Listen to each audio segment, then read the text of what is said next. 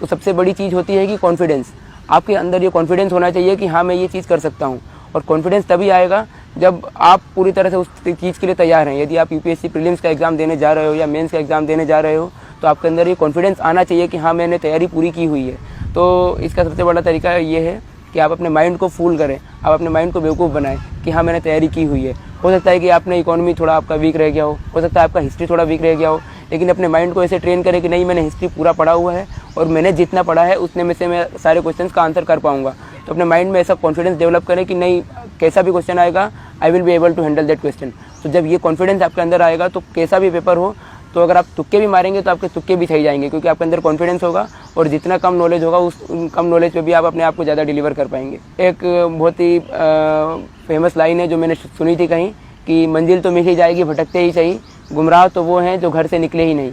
तो अगर आप घर से निकल गए हैं तो मंजिल ज़रूर मिलेगी आपको। ये ज़रूर है कि टाइम ज़्यादा लग सकता है, या फिर ये भी हो सकता है कि कभी मंजिल पे पहुंचने के रास्ते में आपका रास्ता बदल जाए, क्योंकि हो सकता है कि कई बार 5 या 6 अटेम्प्ट देने के बाद भी एग्ज़ाम नहीं होता है क्लियर। लेकिन इसका मतलब ये नहीं है कि आपकी ज़िंदगी ख़त्म हो गई। ज़िंदगी यहाँ से शुरू होती है और ज़िंदगी का नया ट्रैक वहाँ से शुरू होता है। इन 4-5 सालों में जो भी आपकी प्रिपरेशन का फेज़ है उसमें कई सारी चीज़ें नई सीखने को मिलती है। तो अगर आप, मेरा एडवाइस ये होगा कि अगर आप घर से निकल चुके हो प्रिपरेशन के लिए, अगर आपने प्रिपरेशन शुरू कर दी है तो पूरी डेडिकेशन के साथ, पूरी डिटर्मिनेशन के साथ एग्ज़ाम दो। 10 लाख से ज़्यादा लोग इस एग्ज़ाम का फॉर्म भरते हैं और 5-6 लाख से ज़्यादा लोग इस एग्ज़ाम को देते हैं। इसका मतलब ये नहीं है कि सारे लोगों का एग्ज़ाम क्लियर होगा, लेकिन एग्ज़ाम अगर क्लियर नहीं भी होता है तो भी कोई टेंशन की बात नहीं है। टेंशन की बात तब है जब आपने उस एग्ज़ाम के लिए पूरा हार्डवर्क नहीं दिया है। अगर आपका एग्ज़ाम क्लियर नहीं होता है और अगर आपने हार्डवर्क पूरा किया है तो आपके अंदर वो एक तरह से काफ़ी सेटिस्फेक्शन वाला भाव होगा कि नहीं मैंने प्रिपरेशन पूरी की थी। हो सकता है लक मेरे साथ ना हो सकता है कि बाकी लोगों ने ज़्यादा मुझसे मेहनत की हो इसलिए उनका सिलेक्शन हो गया है, या बाकी लोगों की किस्मत अच्छी है। लेकिन आपको एटलीस्ट अपनी लाइफ में कभी रिग्रेट नहीं होगा कि नहीं मैंने मेहनत नहीं की, या फिर मैंने अगर थोड़ा ज़्यादा टाइम दे दिया होता, थोड़ी मस्ती कम की होती तो मेरा सिलेक्शन हो जाता।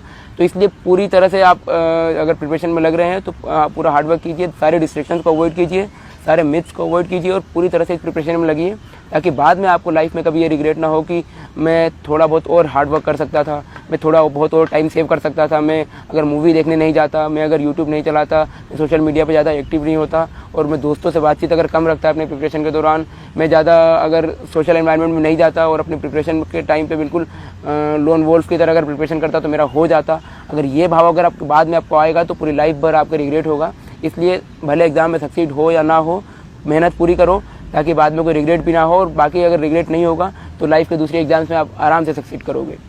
एक और बात यह है कि इस एग्ज़ाम में काफ़ी सारे मिथ्स बने हुए हैं कि कोचिंग करना कंपलसरी है, एक अच्छे बैकग्राउंड से होना ज़रूरी है, IIT या IIM से होना ज़रूरी है, और मेट्रोपॉलिटन सिटी से होना ज़रूरी है, दिल्ली में प्रिपरेशन करना ज़रूरी है, और बिना कोचिंग के टेस्ट सीरीज़ के, बिना कोचिंग के गाइडेंस के हो ही नहीं सकता एग्ज़ाम।